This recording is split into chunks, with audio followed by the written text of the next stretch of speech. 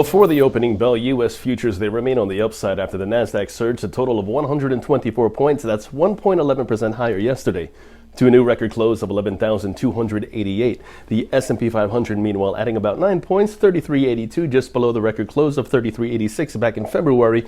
This all as 49% of S&P 500 constituents traded higher yesterday. Now, after the markets closed, Walmart soaring before hours. This after the company reported second quarter adjusted EPS that easily smashed expectations. At the same time, we have Amazon.com in the headlines. This after the company announced plans to create roughly 3,500 new tech and corporate jobs across 6 U.S. cities in the United States. Well, U.S. cities. The company will expand its tech hubs in Dallas, Detroit, Denver, New York, Manhattan, Phoenix, as well as San Diego. Amazon also announcing that it will invest more than $1.4 billion in these new offices.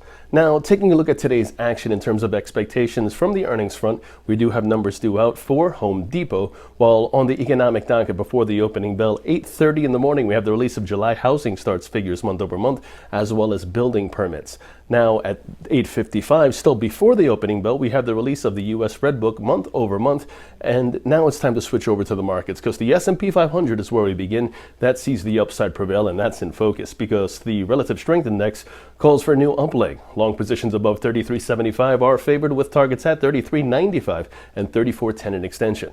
Moving on, the Nasdaq, that sees further advance, while the Dow Jones, that sees further advance as well.